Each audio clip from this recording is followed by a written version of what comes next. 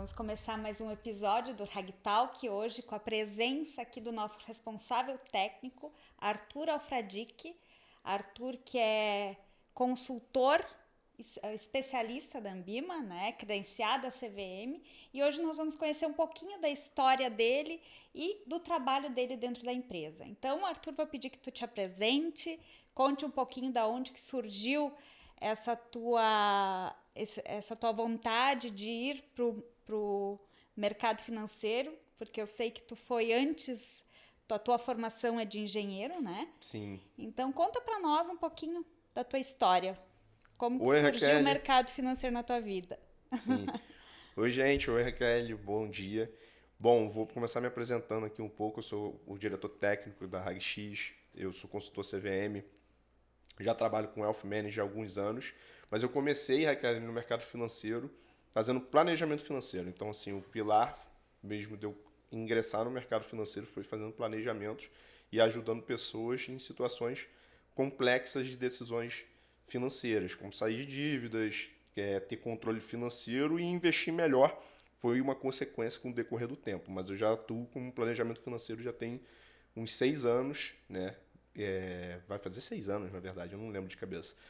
Mas surgiu até por conta da minha esposa, a Mariana, que um dia eu ajudei, nos conhecemos, a gente tinha começado a namorar, e a gente ajudei ela com decisões de orçamentos e ela simplesmente fez a pergunta, bom, por que você não está ganhando dinheiro com isso? Aí eu me toquei, eu falei, não, tem que trabalhar de fato com o mercado financeiro. Eu comecei a fazer aquilo como hobby, né? Não o mercado financeiro, né? Ajudando as pessoas a tomar decisões inteligentes de orçamentos, criar um planejamento.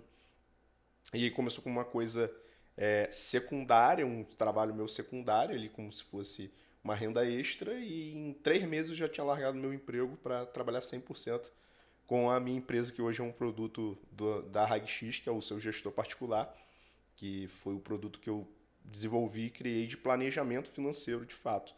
E aí foi evoluindo as coisas, né? Comecei a ter técnicas, métodos, desenvolver esses métodos. Aí eu entrei na Ambima, né? Tirei a certificação CEA do mercado, me tornei especialista em investimentos e comecei a fazer gestão patrimonial também, através do Wealth Management. Então, vários processos até chegar aqui. E depois a nossa história também, que eu conheci vocês, né? E me convidaram para entrar na direção técnica aqui da empresa. E foi Hoje em desenvolver. torno de 3 anos, mais ou menos, Já, fechando já, tem, três anos. já tem uns 3 anos já. Foi em 2021. 2021. Olha só, Na legal. verdade, 2 anos e meio, né? Porque foi em mais ou menos em outubro de Setembro, 2021, outubro, né? setembro, outubro. Então não tem 3 anos ainda fechado, mas já tem um bom Já período. tem uma história dentro da empresa também, né? Já, já.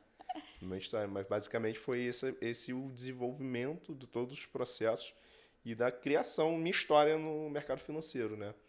E até uma das formas, né, que a gente tem esse pensamento, né, falando agora como empresa da RagX, é que a gente está sempre do lado do cliente. Então, uma das formas que eu não gostava de trabalhar entendido no mercado financeiro era que do sistema de comissões, a gente recebe os gerentes de banco, o assessor de investimento, eles trabalham de formas comissionadas. Então, o que acontece?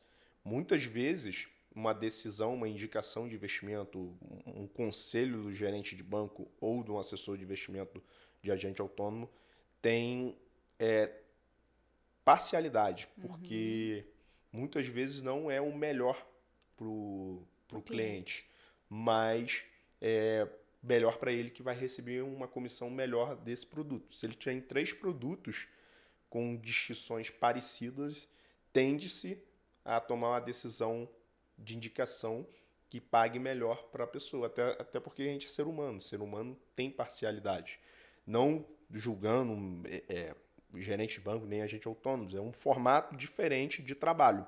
E dessa forma nós compartilhamos que temos que estar do lado do cliente e tirar uma parcialidade dessas escolhas, né? Então aí que surgiu o serviço de Wealth Management, que nós trabalhamos com a taxa administrativa em cima do patrimônio fixa. Então tira toda essa Influência. influência de comissões. Então a gente põe um valor fixo E se o patrimônio do cliente estiver crescendo, nós vamos ser melhor remunerados e tira toda a parcialidade de escolha. Então, eu vou, de fato, fazer indicações de investimento que, que tem uma escolha lógica de crescimento que está alinhado com o cliente. Com o interesse do cliente. Exatamente. Né? E a personalização desse cliente, da carteira de investimentos. Sim. E as necessidades, né? Quando tu fala em personalização, nós entramos numa linha de perfis também de clientes. Como que tu faz essa análise do cliente para montar uma estratégia, executar junto com o cliente a melhor estratégia para ele? Sim, então, a gente passa por um processo que a gente chama de suitability, é um nome próprio que a gente dá no mercado financeiro, que são necessidades que esse cliente tem. Então, ele responde um questionário, ele também senta comigo, conversa, a gente vai encaixando dentro desse suitability, né? A gente tem que fazer, inclusive, isso é uma norma, inclusive, imposta assim, da CVM, a gente tem que ter um suitability claro, que esses clientes vão se encaixar em determinados perfis de investidor. Né? Tem o conservador, moderado, agressivo e umas subclasses dentro deles ali que a gente categoriza. Mas os principais são conservador, moderado e arrojado. Então as necessidades é muito diferente de cada pessoa. A gente de fato tem que entender as necessidades. Por mais que você ache que você pode investir em ações e renda variáveis, mas você está num momento de vida no qual você está precisando ter dinheiro no curto prazo para investir, pagar a escola de filho, você não está conseguindo juntar dinheiro e está ali próximo de uma reserva de emergência, por mais que você seja arrojado, você entenda os riscos de investir em renda variável, ações, criptomoedas, ETFs, enfim, todos eles, esse cliente vai ser conservador, porque ele tem que ter alguém que coloque ele numa consciência de risco que ele não pode correr até determinado patrimônio, atingir, por exemplo, 200 mil, que seria um custo de vida de um ano dessa pessoa. Então ele tem que ter 200 mil de forma extremamente conservadora, porque ele não pode correr risco, porque se ele tiver uma oscilação de mercado muito grande e esse patrimônio desvalorize dentro de um ano, que pode acontecer, pode ser muito danoso para ele. Então é até o nosso trabalho trazer isso para o cliente, ele ter essa conscientização de que, por mais que ele seja agressivo, ele entenda os riscos, ele nesse momento de vida ele é conservador. O mesmo vale para moderado e arrojado. Você pode ser moderado porque um momento de vida seu permite que você seja, entendeu? Então tem vários perfis. Ao contrário também ocorre, tá, gente? Uma pessoa que nunca investiu em renda variável, não tolera nenhuma desvalorização, ele se sente desconfortável e não dorme bem, Sim. né? Por mais que ele possa correr risco, não tem nenhuma responsabilidade, se ele não tá tirando o sono dele de desvalorizações, ele não é arrojado. Ele é uma pessoa conservadora. Então vale muito mais a pena montar uma carteira de investimento conservadora, que não tenha muitas oscilações de mercado, que para ele ter um bom sono e tem um rendimento, obviamente, compatível com isso. A gente chama isso de controle de risco. Então, os perfis se encaixam nisso.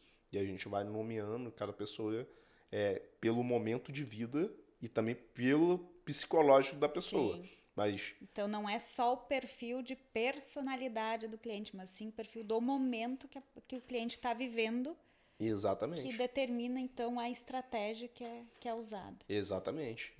E é um momento de vida. Por exemplo, uma pessoa que está aposentada e já tem um patrimônio extremamente relevante com 70 anos de idade. Essa pessoa não precisa ficar correndo risco. Ele já construiu o patrimônio. Então, o objetivo dele não é buscar altos rendimentos, mas sim fazer a manutenção do patrimônio dele, Sim. que ele já tem uma idade avançada, os filhos já estão criados. Então, por mais que ele na vida inteira, construindo esse patrimônio, ele foi arrojado, ele foi Sim. agressivo, e graças a isso ele conseguiu um patrimônio relevante, ele consegue, nesse momento de vida dele, ser conservador. Ele não precisa mais correr riscos e ter uma rentabilidade menor, mas ter um sono tranquilo. Sim. Entendeu? Então, esses são os perfis, né?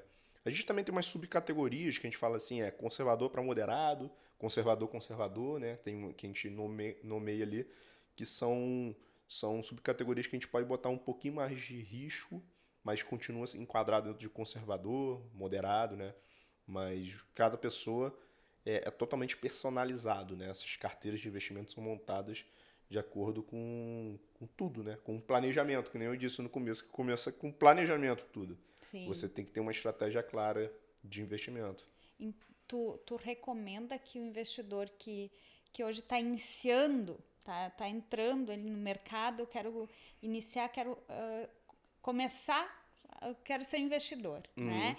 Tu recomenda que ele faça primeiro um planejamento financeiro ou não? Ou tu pode já pular essa etapa, assim, e vai logo para um serviço de wealth, por exemplo? Então, eu sempre recomendo fazer um planejamento. O investidor, principalmente que está começando, ele tem que criar um planejamento para ele ter um horizonte de vida. Porque assim, você investe para quê? Eu sempre faço a pergunta. Por que você investe? Você investe por quê, Raquel? Para construir patrimônio, Construir né? Para patrimônio. segurança no futuro. Para uma aposentadoria. Para uma aposentadoria, Exatamente. isso Você aí. conseguiu responder rápido, mas a maioria das pessoas não consegue responder tão rápido como você. Eles não sabem muito bem. Então, assim, você montando um planejamento financeiro, você traz clareza para isso. E planejamento financeiro você pode ter vários objetivos. Você não precisa ter um único objetivo Sim. como o da aposentadoria. Vamos botar uma pessoa que tem 27 anos, tá tendo uma renda boa agora e tá conseguindo juntar bastante dinheiro e não tem filhos, casou, já está casado, os dois têm uma renda boa, né? O casal, que a gente faz muito planejamento de casal, né? Você consegue juntar bastante dinheiro, é um momento muito bom para ele fazer o planejamento. Por quê? A pessoa pode começar a pensar em ter uma casa própria.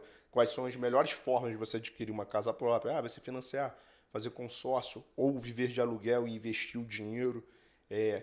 Quanto tempo você vai ter um filho? E, claro, fazer a aposentadoria. Então, os três podem estar relacionados dentro desse planejamento. Então, vai trazer um benchmark, né, um objetivo para você investir. Porque investir Sim. por investir, as pessoas tendem a não fazer porque não tem objetivos. Mas o planejamento te dá o objetivo e te dá um mapa para você chegar.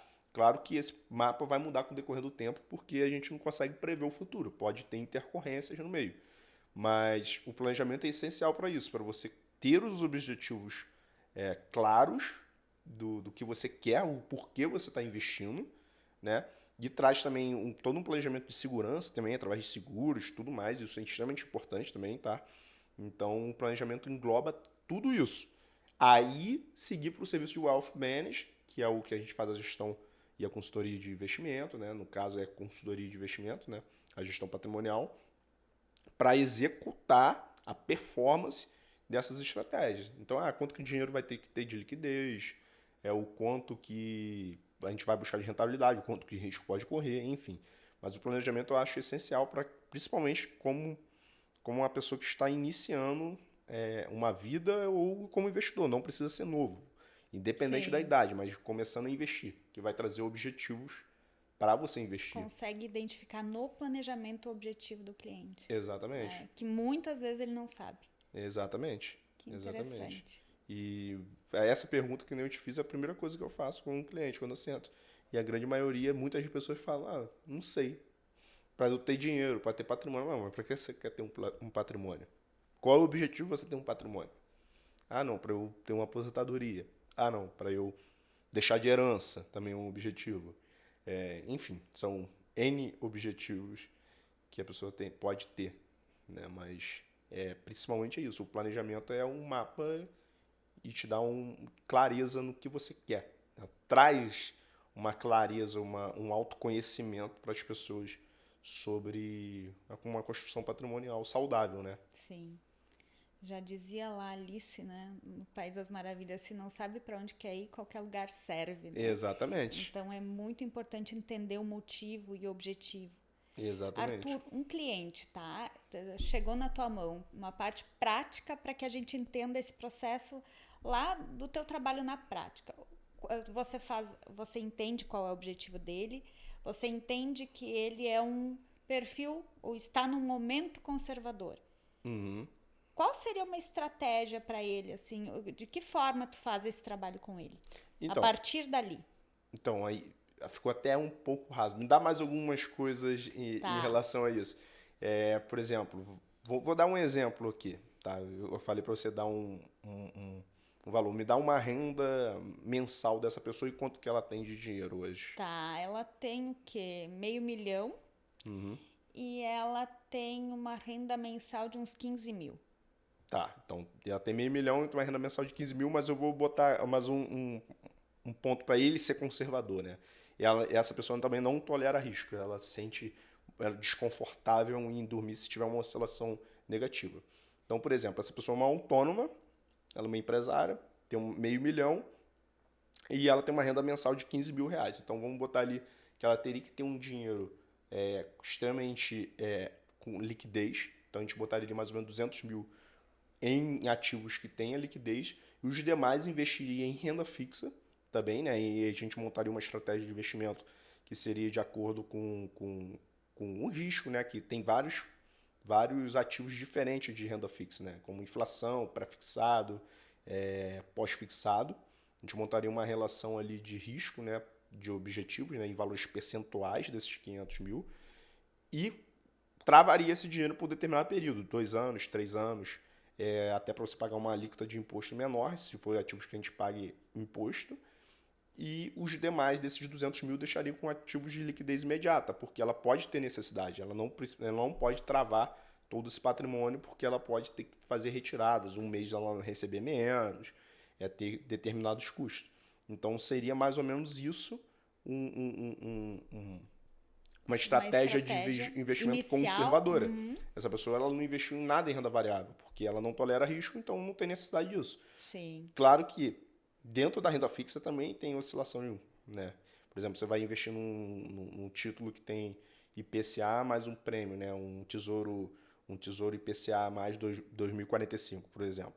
Então, ela oscila no mercado. Inclusive, ela pode oscilar negativamente, mas entra o controle de risco, isso é muito menor do que a renda variável e você vai balancear em momentos que tem uma hiperinflação, como a gente teve, por exemplo, em 2021. Não foi uma hiperinflação, mas a Selic estava extremamente baixa e a inflação estava muito alta.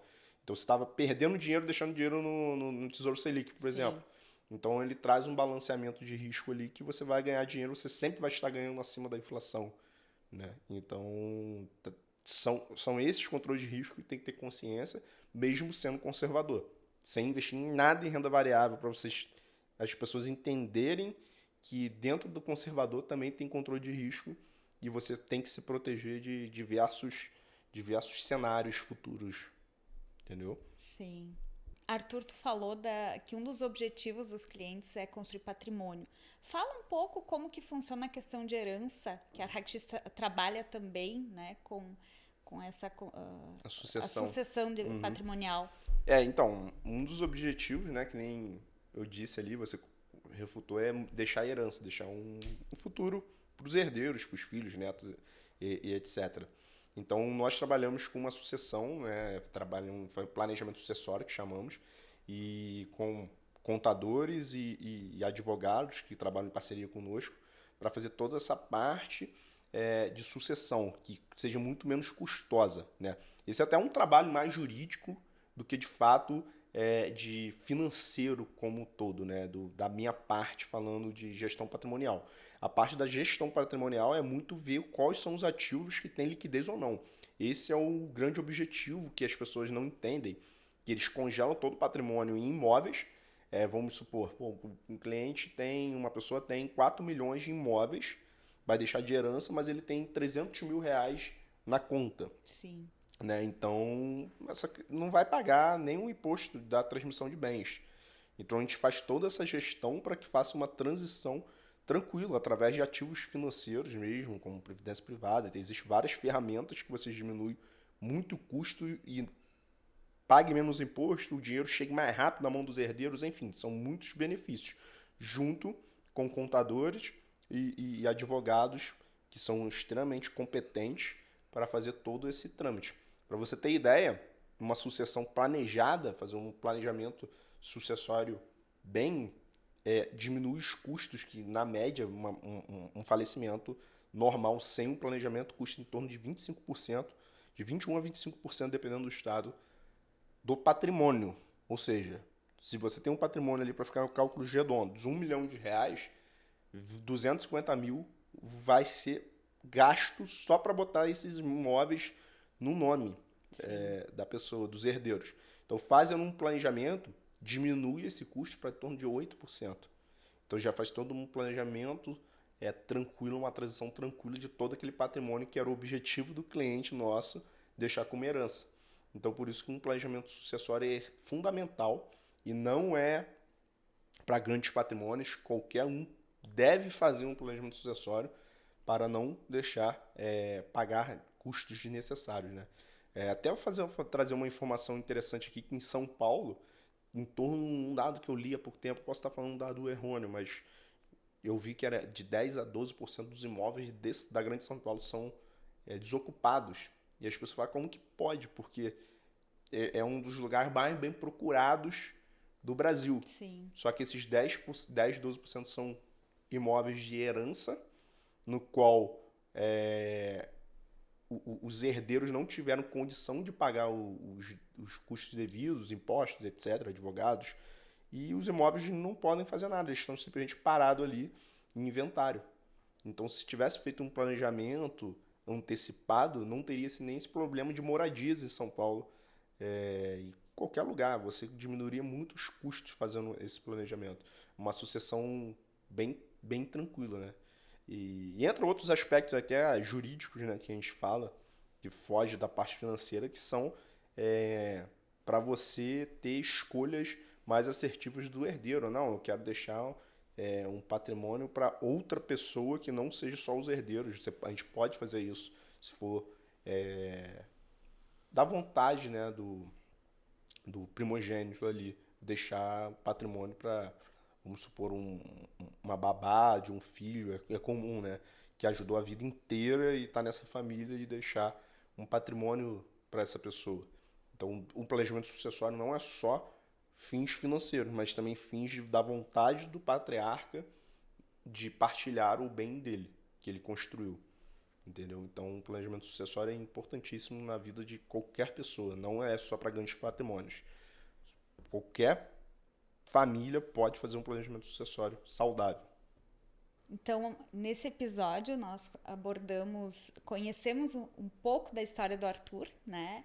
Podemos entender como que funciona, como que ele entende qual que é o perfil do investidor, como que é feito o trabalho de wealth na prática, a importância também de se fazer um planejamento financeiro, né, para entender os motivos, e falamos também sobre planejamento patrimonial e sucessório, né? Então, abordamos vários assuntos aqui e vamos deixar outros assuntos, né, mais produtos, mais cases, mais histórias para contar no próximo episódio. Te agradeço, Arthur, pelo teu tempo, pelas informações, e até a próxima. Tchau, gente.